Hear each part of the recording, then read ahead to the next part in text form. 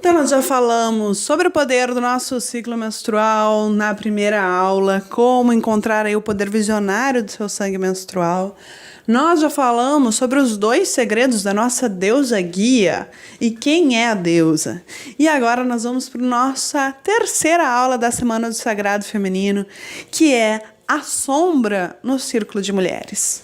Bom, muitas vezes você já ouviu falar de círculo de mulheres e que é muito lindo, e realmente é. Eu sou realmente apaixonada por fazer círculos, mas nós também temos um outro lado, que é um lado que não é muito falado, que é a sombra no círculo de mulheres. Porque a gente trabalha com muita luz, mas a gente também encontra muita sombra. Daí você pode estar pensando assim, Júlia, eu não faço parte de círculo de mulheres, não vou ir. Essa aula é para mim? Sim, essa aula é para você. Porque o que a gente vai falar aqui são psicologias que acontecem quando nós estamos em grupo. Então, isso é psicologia de massa. Eu falo de círculos femininos porque é a minha experiência. É o que eu trabalho. Mas você com certeza vai se ver representada nessa psicologia de massa dentro de contextos do seu trabalho, da sua família, da sua vida com seus amigos, tá? Você vai se ver ali. Então, vamos começar. Um conceito que eu gosto muito, que é trazido pela Claire Barbiero, que eu aprendi junto com a Soraya Mariani, é do bode expiatório. O que é esse bode expiatório? A história do bode expiatório é uma história bíblica. Essa história bíblica, ela fala que uma vez por ano, pastores chegavam e tiravam 2 bodes do rebanho. Um dos bodes era sacrificado junto com o touro, como oferenda para Deus. O outro bode, o pastor chegava, botava a mão em cima da cabeça do bode e ali contava todos os pecados do povo. Depois, esse bode que estava ali como se estivesse carregando todos os pecados do povo, ele era largado para a relva, sozinho. Então, note a simbologia. Um bode é escolhido, esse bode carrega todos os pecados do povo e ele é excluído, ele não faz parte mais do rebanho, ele é jogado fora. Isso acontece em grupos sociais. Então, nós sempre temos a figura do bode. O bode é quem, em um grupo que é disfuncional, um grupo que não é muito bacana, que tem problemas, esse bode é aquela pessoa que todo mundo aponta e diz: os nossos problemas é por causa dessa pessoa. Ele é o bode, ele carrega todos os problemas daquele grupo. E esse bode, ele tende ao quê? A ser excluído. Então é aquela pessoa, aquela mana que acaba sempre sendo excluída. E que de alguma maneira, sabe, aquele monte de piadinha assim, isso aí é por causa da fulana. Isso aí é porque a ciclana fez isso. Então, essa pessoa, na verdade, ela sofre muito, porque vira e mexe, ela tá nesse papel de bode expiatório. Vira e mexe, ela tá nesse papel de, nossa, ela é a que sofre bullying, né? Então, assim, ela pensa que agora eu vou para um círculo, não vai se repetir o que acontecia quando eu estava no colégio, ou o que acontece na minha família, que eu sou a pessoa que sofro bullying, não. Aqui vai ser amor, vai ser paz e pá! Ela vai pro círculo e acontece a mesma coisa com ela. Tá? É quase como se tivesse uma marca dizendo assim, sabe? Por favor, me exclua, por favor, faça bullying comigo. E é muito dolorido para quem é o bode expiatório ser esse bode expiatório. É uma vítima, na verdade. E nós temos... O bode expiatório, ele não funciona sozinho. Nós temos sempre 3 pessoas, né? 3 papéis a ser desenvolvidos. O bode expiatório, a pessoa que é a propositora, a pessoa que acaba sendo a que aponta o dedo, Então, geralmente, qual que é a psicologia atrás dessa pessoa que aponta o dedo, a que faz o bullying? Ela já sofreu bullying, ela já foi bode expiatório. Então, quando ela aponta o dedo para outra, é uma maneira dela não ser a que recebe. Então, é um mecanismo de defesa. Eu vou apontar para o outro para não olharem para mim. Eu vou apontar para o outro para que eu consiga me proteger. Então, ao mesmo tempo que ataca, também se defende. Então, atrás dessa pessoa que faz o bullying, atrás dessa pessoa que que está ali atacando o bode expiatório, existe essa insegurança, esse medo de não ser aceita. Então, ela automaticamente transfere para o outro. É uma maneira dela dizer, não olhe para mim, olhe para o outro. Não sou eu que estou errada, é o outro. Então, ela tira a atenção dela e joga para o outro. E temos ainda um terceiro papel, que é o papel da defensora. Então, a defensora, quando começarem a avacalhar lá, a tirar sarro com o bode expiatório, a tipo assim, mana, isso aí tá acontecendo por tua causa, né? Sempre tu, tá vendo? Quando começarem com isso, a defensora vai lá e diz, não, peraí, não vamos fazer isso? Não. Ô, pessoal, não é bem assim. Ela é legal. Por que vocês estão fazendo isso? Então é aquela que fica assim, bem librianamente, fazendo meio de campo. Sabe? Tipo assim, não. O que acontece geralmente? O bode expiatório, ele não consegue ficar tomando na cara muito tempo. Então essa mana, ela acaba sendo excluída. Então, logo que ela é excluída, o grupo se sente assim, um pouco aliviado, como se, tipo assim, a causadora dos nossos problemas foi embora. Só que logo em seguida, quem é a defensora vira o bode expiatório. É sempre essa dinâmica. Porque o problema não está na pessoa, o problema está no grupo que é disfuncional. Então, é uma coisa que é muito chata e que vira e mexe acontece também em círculos femininos. E como é que a gente resolve isso? A gente resolve trazendo essa temática para o grupo. Porque automaticamente, quando você vai falando, a pessoa vai transportando isso para sua vida. Eu garanto que enquanto eu estava falando, você estava dizendo, isso acontece no meu trabalho.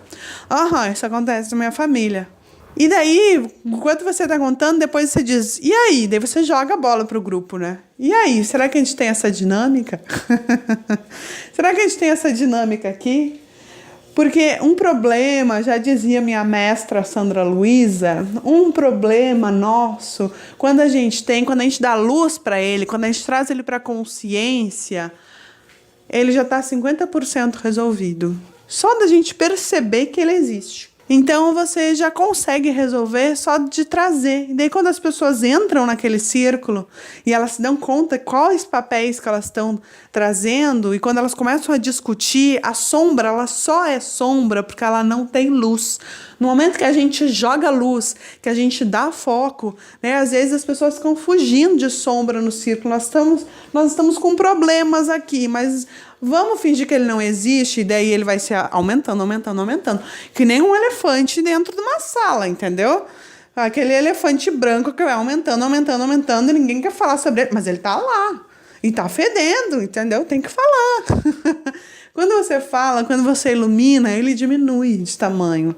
Esse que é o lance da sombra, tá? E outra sombra muito comum, infelizmente, né, dentro da questão do sagrado feminino, é a gente não honrar as que vieram antes. Então, a gente está aqui para se curar. Se a gente não precisasse se curar, a gente não estava nesse planeta Terra, né? A gente não estava aqui, a gente estava em outro plano, sei lá. Então, todo mundo tem questões para se curar.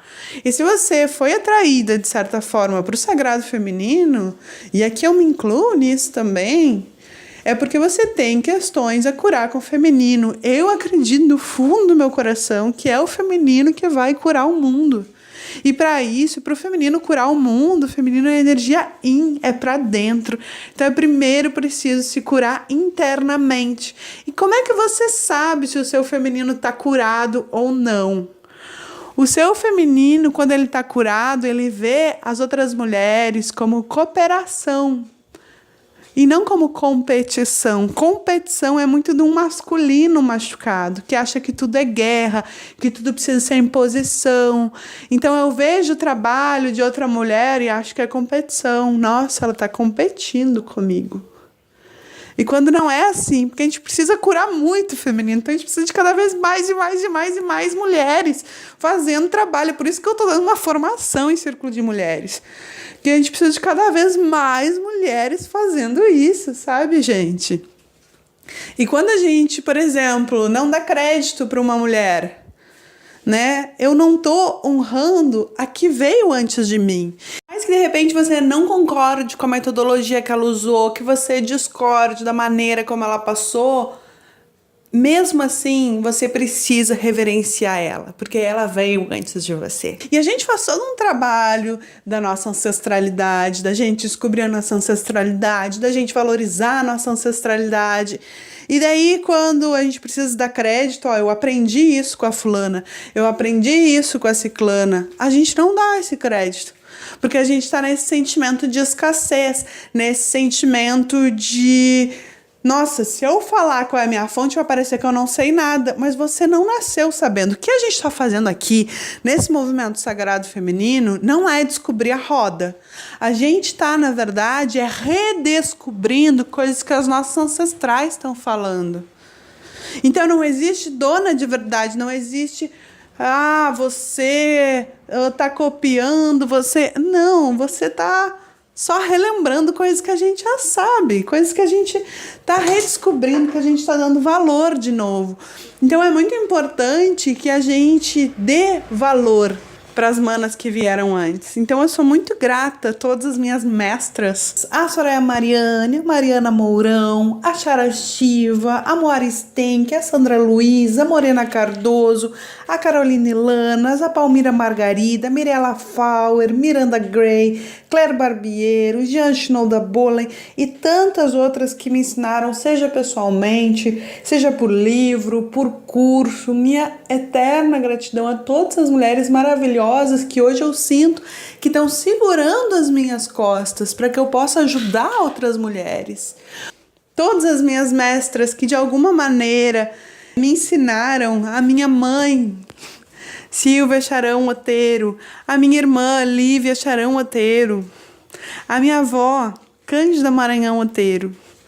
Então, quando a gente está honrando o sagrado feminino, sou muito grata a todas as mulheres do meu círculo. Simone, Camila, Josi, Vitória, Tamara, Jade, Gabi, Mari, tanta mulher maravilhosa, vou parar de falar o nome, juro.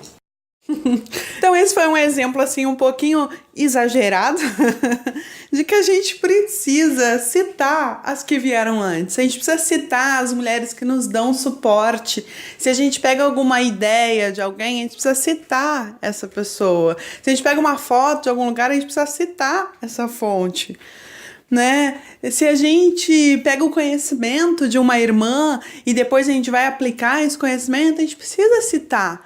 Porque isso não nos torna mais fracas. Às vezes, quando a gente está começando, a gente tem a impressão, nossa, se eu ficar citando, né, vai parecer que eu não sei das coisas. Pelo contrário, mostra que você pesquisou e que você tem um embasamento, que tem várias mulheres que estão atrás de você e que estão ali te dando suporte. A minha irmã, que é agrofloresteira, ela estava me ensinando a plantar, e ela disse assim, as plantas, elas sabem muito bem. Então, olha só, quando tu vai plantar abóbora, tu pega todas as sementes e planta elas todas juntas, porque aí daí uma semente dá força para outra. Vai, quando você brotar, eu vou brotar junto, vamos brotar juntas. E ela disse, a gente tem que aprender com as plantas. Então quando a gente junta um monte de mulher, quando a gente cita esse monte de mulher, isso não nos torna menores, isso nos torna cada vez maiores e mais fortes. Então não mate, não anule quem te ensinou, pelo contrário, reverencie essa pessoa. Nós estamos falando de cura de ancestralidade, então vamos curar as nossas raízes, tanto as raízes que são familiares, Quantas raízes que a gente constrói, que a gente se lembra que já caminhou nessa terra há muito tempo.